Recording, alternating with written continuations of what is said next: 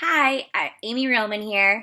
I just wanted to share 5 points that I think help you be a successful Beachbody coach.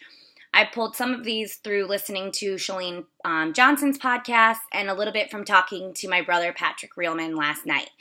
So the first one is your business and success will struggle if you don't have a health and fitness plan in place. And I think for us especially, since we are kind of in we are in the health and fitness industry, we're sharing health and fitness, we need to make sure that we're making ourselves the number one priority. You can't help people if you're not helping yourself. So, and I'm not saying you have to be 100% all the time because I know I'm personally not, but I know that on the days where I exercise first thing in the morning and I read personal development and I drink my Shakeology and just eat healthy, I am more productive. I can talk to more people because I'm doing what I'm telling them to do. And it just fuels your mind and your brain positively. So obviously, those are the two vital behaviors too, is personal development. So fueling your mind with positive things first thing in the morning and throughout the day before you go to bed. And taking care of yourself, proof of the product, drinking your Shakeology, exercising, and eating healthy. So that's the number one most important thing that's number one.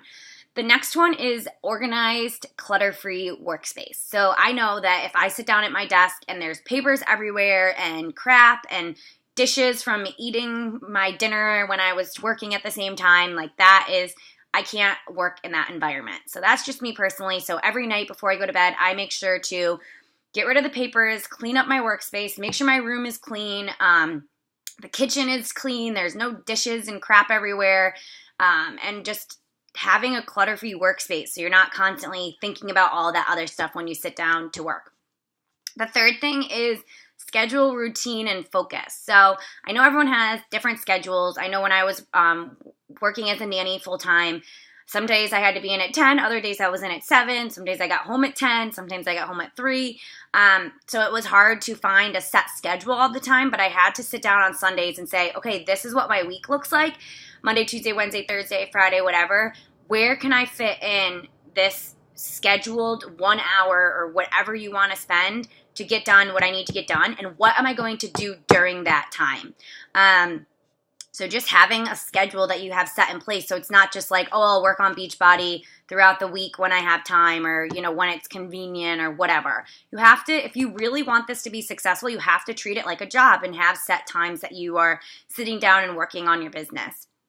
And I think that, and focusing. So I've heard a lot of people say that, they sit down to work on their business, but they get distracted by the news feed, or they sit down and they don't even know where to start.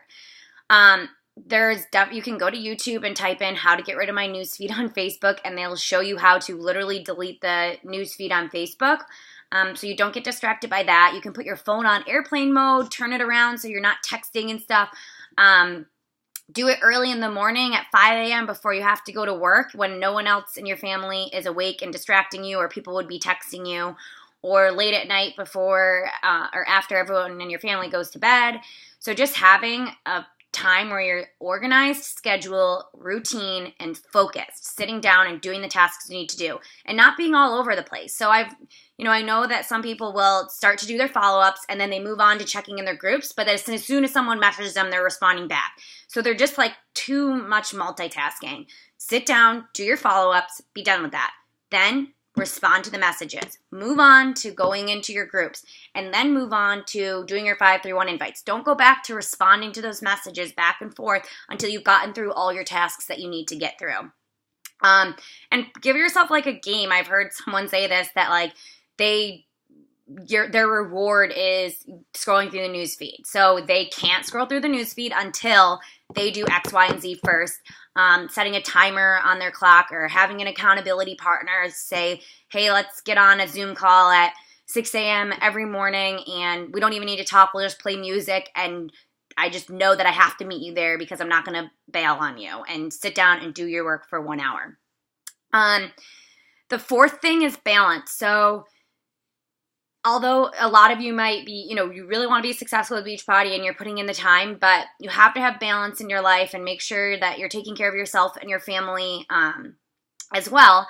And just, again, that goes back to scheduling and routine and like having those set times that you work on your business. So it's not just like it's always on your mind and you're constantly like 2 minutes here, 2 minutes there and all of that. Like have set times that you work on it, so you're not just crazy all the time on your phone when you're with your family and all that.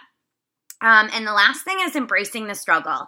Instead of looking at it as struggle and hard work, it's pain and fear to avoid, you have to look at this as training that's just going to make you stronger.